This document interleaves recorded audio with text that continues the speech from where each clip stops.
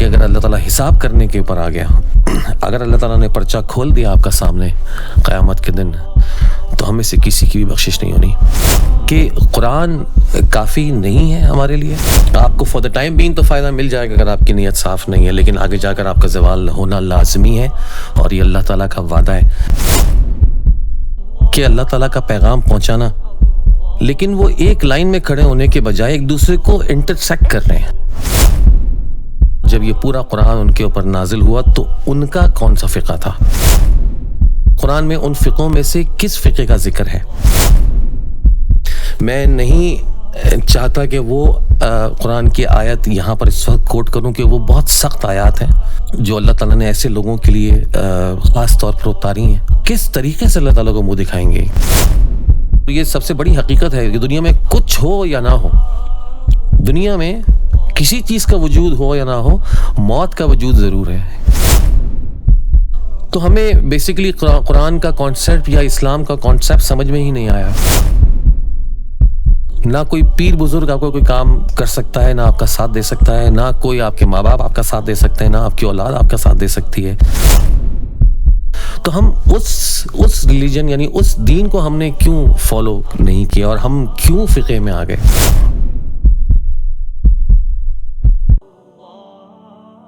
بسم اللہ الرحمن الرحیم۔ شروع اللہ کا نام لے کر جو بڑا مہربان نہایت رحم والا ہے۔ یہ قرآن مجید کا ترجمہ اپنی آواز میں ختم کرنے کے بعد اور پبلش کرنے کے بعد میری دوسری پوڈ کاسٹ ہے۔ اس سے پہلے میں نے آپ کو بتایا تھا کہ کیا ریزن تھا یا کیا کانسیپٹ تھا قرآن مجید کو اپنی آواز میں پڑھنے کا۔ وہ آپ ویڈیو ڈسکرپشن میں اس کا لنک بھی موجود ہوگا، یا ہمارے چینل پہ جا کر آپ اس کو دیکھ بھی سکتے ہیں۔ آج دوسری پوڈ کاسٹ ہے۔ پوڈ کاسٹ شروع کرنے سے پہلے میں آپ کو ایک چیز یہاں مینشن کرتا چلوں کہ میری اب سے کوشش ہمیشہ یہی رہے گی کہ جو تھمبنیل کے اندر آپ کو نظر آئے گا، پوڈ کاسٹ شروع ہونے کے بعد اسٹریٹ اوے ہم اسی ٹاپک کے اوپر بات چیت کریں گے، نہ کہ تھمبنیل کے اوپر ایک پنچ لائن دے کر اور پھر دنیا جہاں کی کہانیاں سٹارٹ کر کے اور بیچ میں کہیں اس پنچ لائن کو ڈال دیں تاکہ کوئی وائلیشن بھی نہ ہو، اور کہ اب کا تھمبنیل کچھ اور ہے اور ویڈیو کچھ اور ہے، اور اس سے فائدہ یہ ہوگا کہ آپ لوگوں کا ٹائم بھی ضائع نہیں ہوگا اور آپ لوگ بدظن بھی نہیں ہوں گے۔ تو ویڈیو چاہے چھوٹی ہو، لیکن میری کوشش یہ ہوگی کہ اگر ایک ٹاپک ہو اس کو ایک جگہ پر ہی کور کیا جائے، اور جو کہ اسٹریٹ اوے آپ کے سامنے پہنچ جائے آپ کے سامنے، اور آپ اس ٹاپک کو اس ویڈیو میں سن سکیں، نہ کہ آپ کو اس کو اسکپ کر کے سرچ کرنا پڑے کہ یہ بات کہاں کہی گئی۔ ہیونگ سیڈ چلتے ہیں آج کے ٹاپک کی طرف۔ تو آج کا ٹاپک یہ ہے کہ قرآن کافی نہیں ہے ہمارے لیے۔ دین کو سمجھنے کے لیے ہمیں فقہ ہونا ضروری ہے، فقہ کے بارے میں پڑھنا ضروری ہے، فقہ کے بارے میں ہمیں اس چیز کا تجزیہ کرنا ضروری ہے کہ ہم کس فقہ سے تعلق رکھتے ہیں، یا ہمیں کس فقہ میں ہونا چاہیے، یا کون سا فقہ ٹھیک ہے۔ اب اس فقہ کے بیچ میں آ کر جتنے بھی علماء کرام ہیں وہ سب کام تو ایک ہی کر رہے ہیں، لائن تو سب کی ایک ہی ہے کہ اللہ تعالیٰ کا پیغام پہنچانا، لیکن وہ ایک لائن میں کھڑے ہونے کے بجائے ایک دوسرے کو انٹرسیکٹ کر رہے ہیں۔ ہر کوئی ایک دوسرے کی پرابلمز کو اجاگر کرنے کے لیے زیادہ گامزن ہے، نہ کہ اللہ تعالیٰ کی جو ڈائریکٹ بات ہے اس کو بتانے میں۔ اور یہ بہت دکھ کی بات ہے، کیونکہ اس بارے میں کئی احادیث موجود ہیں۔ انشاءاللہ اگلے پوڈ کاسٹ میں آپ سے ان کا ذکر ریفرنس کے ساتھ بھی کروں گا، اور قرآن کی کئی آیات بھی موجود ہیں کہ نیت سب سے امپورٹنٹ چیز ہے اس کام کے اندر، یا کسی بھی کام کے اندر، خاص طور پہ جب آپ یہ کام کر رہے ہیں تو بہت زیادہ، اور ویسے ہمارے اسلام کے اندر یا ہمارے دین کے اندر تو نیت کی بہت زیادہ امپورٹنس ہے کہ آپ کام جب کریں تو آپ کی نیت بالکل صاف ہونی چاہیے، اور اسی صورت میں اللہ تعالیٰ آپ کی مدد کریں گے۔ آپ کو فار دا ٹائم بینگ تو فائدہ مل جائے گا اگر آپ کی نیت صاف نہیں ہے، لیکن آگے جا کر آپ کا زوال ہونا لازمی ہے، اور یہ اللہ تعالیٰ کا وعدہ ہے۔ تو اب فقہ کی جب بات آئی ہے تو میرا سوال جتنے بھی علماء کرام ہیں جو کہ مختلف فقوں سے تعلق رکھتے ہیں کہ کون سا فقہ ان کا ہے، یا کون سا فقہ ان کا ہونا چاہیے، یا کون سا فقہ ٹھیک ہے اور کون سے فقہ کی بات ٹھیک نہیں ہے، ان سے میرا سوال یہ ہے کہ جب رسول اللہ صلی اللہ علیہ وآلہ وسلم کے اوپر یہ وحی نازل ہونا شروع ہوئی اور اس کے بعد 23 سال کے اندر جب یہ پورا قرآن ان کے اوپر نازل ہوا تو ان کا کون سا فقہ تھا؟ قرآن میں اس فقے میں سے جتنے بھی فقے ہیں، قرآن میں ان فقوں میں سے کس فقے کا ذکر ہے؟ ان علماء کرام سے میرا یہ سوال ہے، اور بہت عزت کے ساتھ سوال ہے. میں کسی کی یہاں پر کسی کو میں کرٹیسائز کرنے کے لیے نہیں ہوں. میں چاہتا ہوں کہ آپ سب جو کام کر رہے ہیں آپ سب کا کام بہت اچھا ہے اور سب کا کام قابل احترام ہے اور سب کی کوشش اپنی جگہ پر ایک مکمل ہے، لیکن جو آپ کی ڈائریکشن ہے وہ ایک ڈائریکشن ہونی چاہیے، یعنی پوائنٹ اے سے لے کر پوائنٹ بی تک. اس وقت دیکھنے میں یہ لگ رہا ہے کہ ہر کسی کی ڈائریکشن الگ ہے، ہر کوئی کسی مختلف کنٹری میں یا مختلف سٹی میں یا مختلف ایریا میں جانے کی کوشش کر رہا ہے. اور اس کی وجہ کیا ہے؟ میں نہیں چاہتا کہ وہ قرآن کی آیت یہاں پر اس وقت کوٹ کروں کہ وہ بہت سخت آیات ہیں، اور مجھے امید ہے کہ انشاءاللہ مجھے وہ آیات کوٹ کرنے کی ضرورت نہ پڑے جو اللہ تعالیٰ نے ایسے لوگوں کے لیے خاص طور پر اتاری ہیں. جیسا کہ میں نے اپنی پچھلی پوڈ کاسٹ کے اندر اس چیز کا ذکر کیا تھا کہ اس قرآن کے اندر جب آپ ترجمے سے پڑھتے ہیں تو اس میں صرف وہ باتیں نہیں ہیں جو یہاں سے حضرت آدم علیہ السلام سے لے کر جتنے بھی انبیاء ہمارے درمیان آئے اور جتنی بھی قومیں اللہ تعالیٰ نے تباہ کر دیں ان کے بارے میں بات چیت ہو. اس میں وہ بات چیت بھی ہے اللہ تعالیٰ کی جو آنے والے زمانے میں ہے، جو ہمارے سامنے آ بھی چکی ہے اور کچھ ہمارے سامنے ابھی آئی نہیں اور آنے والی، اور کچھ ہم دیکھ رہے ہیں اپنے دور زندگی کے اندر. تو جتنے بھی لوگ کام کر رہے ہیں میں امید یہ کرتا ہوں انشاءاللہ، اور ہمیں سب کو اچھی امید رکھنی چاہیے کہ وہ سب اپنی جگہ بہت اچھا کام کر رہے ہیں، لیکن ان سے میرا سوال یہ ہے کہ رسول اللہ صلی اللہ علیہ وسلم کا کیا فقہ تھا، یا جو صحابہ ان کے ساتھ تھے، حضرت ابو بکر، حضرت عمر رضی اللہ تعالیٰ عنہ اجمعین، حضرت علی رضی اللہ تعالیٰ عنہ، اور حضرت عثمان، اور جتنے بھی صحابہ ان کے ساتھ تھے، ان سب کا کیا فقہ تھا. تو ہماری نظر میں فقہ زیادہ امپورٹنٹ میٹر رکھتا ہے کہ ہم اپنی پہچان ایک حنفی سے یا ایک اہل سنت سے یا ایک بریلوی سے کروائیں،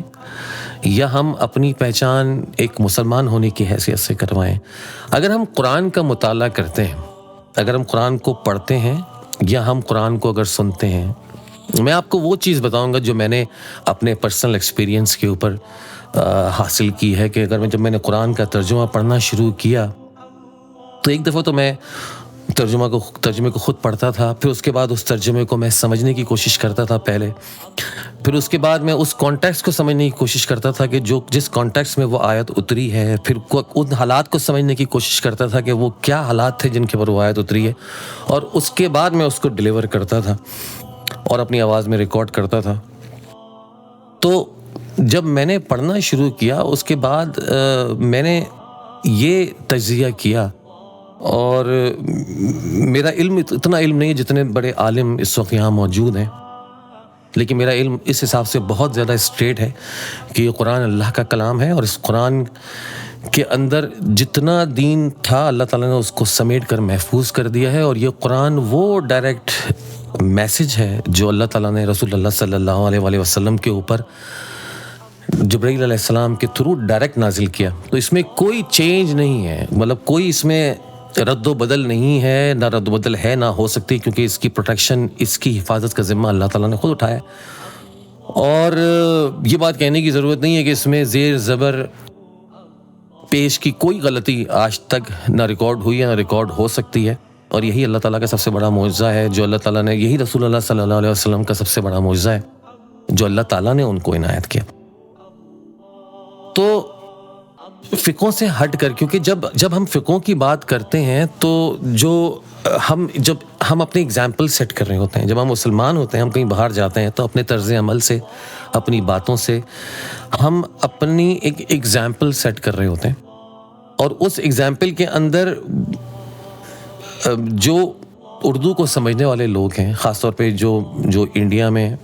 مسلمان بھی رہتے ہیں اور انڈیا میں نان مسلم بھی رہتے ہیں، اور وہ بھی ڈیفینیٹلی جب آپ پڑھتے ہیں تو سوشل میڈیا پہ ہر چیز ان کے سامنے ہے، چاہے وہ ان کی ریلیجیس کتاب میں سے ہو، چاہے وہ قرآن میں سے ہو. تو ان کو یہ ساری چیزیں ان کو بھی پتہ لگتی ہیں. اور یہاں پر ایون میں یہاں کینیڈا میں ہوں اور پچھلے 25 سال سے کینیڈا میں ہوں, اور یہاں پر گوروں کو بھی ان چیزوں کے بارے میں پتہ ہے, جو یہاں کے لوگ ہیں, فورنر تو ہمیں جو خیر یہاں پہ, تو ان لوگوں کو بھی یہ چیز پتہ ہے. اور یہ یہاں پر ہمارا نا مذاق بنایا جاتا ہے کہ آپ کے اندر تو خود ہی مطلب سیپریشنز ہوئے ہوئے ہیں مسلمان کی جو وہ فارم تھی جو اللہ تعالیٰ نے رسول اللہ صلی اللہ علیہ وآلہ وسلم کو آخری نبی بنا کر ان کے اوپر ختم نبوت کا اعلان کر دیا, اور قرآن کے اندر یہ چیز آ گئی کہ آپ آخری نبی ہیں اور آپ کے بعد کوئی نہیں آئے گا. تو ہم اس ریلیجن یعنی اس دین کو ہم نے کیوں فالو نہیں کیا, اور ہم کیوں فقہ میں آ گئے؟ تو میرے نزدیک مسلمانوں کو جو زوال ہے اس کی جو ریزن ہے, اور یہ بات ڈاکٹر اسرار احمد مرحوم نے بھی اپنے ایک بیان میں کہی, مجھے بہت اچھی لگی, اور انجینئر محمد علی مرزا نے بھی اپنے ایک بیان میں کہی, وہ مجھے بہت اچھی لگی. اور جس کی جو بات اچھی ہے وہ اچھی ہے کہ ہم نے جب قرآن کو چھوڑ دیا اور ہم نے باقی کتابوں کو اور باقی فقہوں کو اپنا لیا, اور قرآن کی کتاب کو ہم نے بند کر کے رکھ دیا, تو ہمیں بیسیکلی قرآن کا کانسیپٹ یا اسلام کا کانسیپٹ سمجھ میں ہی نہیں آیا. اور اسی وجہ سے ہم فقہوں میں بڑھ گئے کہ ہم یہ اس فقہ کے ماننے والے دوسرے کو نہیں مانیں گے, اور وہ دوسرے والے اس کے پیچھے نماز نہیں پڑھیں گے. اور اگر یہ سوچیں تو یہ بہت سیریس بات ہے, اور ہم اپنی زندگی تو ہم آلموسٹ گزار ہی چکے ہیں, لیکن جو آنے والی جنریشن ہے, جو آنے والی یوتھ ہے, جو آنے والے بچے ہیں, ہم ان کو کس ڈائریکشن کے اوپر موڑ رہے ہیں, اور ان کو اس ڈائریکشن پہ موڑنے کا عذاب کس کے ساتھ جائے گا, اور ہم مرنے کے بعد اللہ کو کیا جواب دیں گے. اس بات کو تو بلیو ہے سب کو, آپ کو مجھے اس بات کو تو بلیو ہونا ہی چاہیے کہ, اور یہ سب سے بڑی حقیقت ہے کہ دنیا میں کچھ ہو یا نہ ہو, دنیا میں کسی چیز کا وجود ہو یا نہ ہو, موت کا وجود ضرور ہے, کہ جو انسان زندہ ہو گیا اس کو مرنا تو ہے. تو آپ جب مریں گے, اور اگر آپ کو اللہ تعالیٰ کے اوپر تھوڑا سا بھی, اگر ہم کو اللہ تعالیٰ کے اوپر تھوڑا سا بھی اس چیز کا یقین ہے کہ ہم مرنے کے بعد دوبارہ زندہ ہوں گے, تو ہم کس طریقے سے اللہ تعالیٰ کو منہ دکھائیں گے کہ ہم نے خود تو اپنے آپ کو تباہ کیا ہی کیا, اور ہم نے اپنی آنے والی جنریشنز کو بھی تباہ کر دیا, اور ہم نے ان کو حق بات بتائی نہیں جو کہ اللہ تعالیٰ نے لکھ کر ہمارے سامنے رکھی ہے, ایسی لکھ کر ہمارے سامنے رکھی ہے. اور اب تو ٹیکنالوجی اتنی زیادہ ہے کہ آپ کو پڑھنے کی بھی ضرورت نہیں ہے, آپ اس کو لگائیے اور اس کو سنیے اور اس کو دیکھیے کہ اللہ تعالیٰ آپ سے کیا کہنا چاہ رہے ہیں.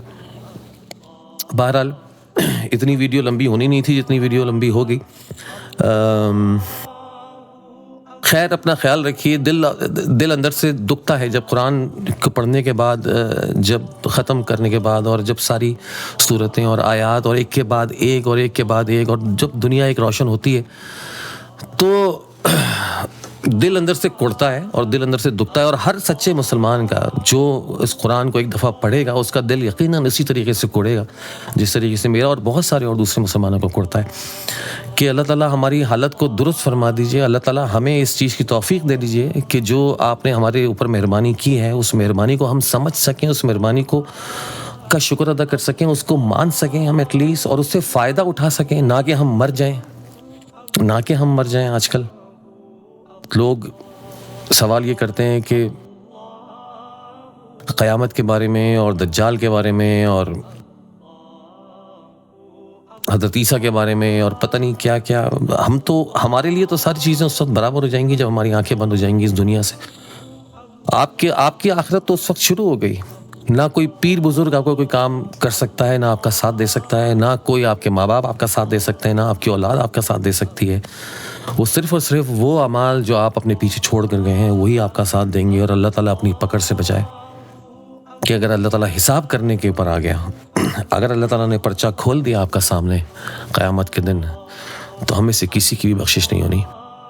تو دعا اللہ تعالیٰ سے یہ کریں کہ ہمارے اوپر حساب آسان کر دے. اللہ سے دعا یہ کریں کہ ہمیں حساب کے بغیر ہی جنت میں اللہ تعالیٰ ڈال دیں. اور اس کے لیے ہمیں کوشش کرنے کی ضرورت ہے, اور کوشش کرنے کے لیے ہمیں اس کتاب کو پڑھنے کی ضرورت ہے, اور اپنے آپ کو مسلمان کہنے کی ضرورت ہے, اور ان فقوں سے خود کو نکالنے کی ضرورت ہے. اپنا بہت خیال رکھیے گا. آپ سے بہت جلد ایک نئی ویڈیو میں ملاقات ہوگی. السلام علیکم ورحمۃ اللہ وبرکاتہ.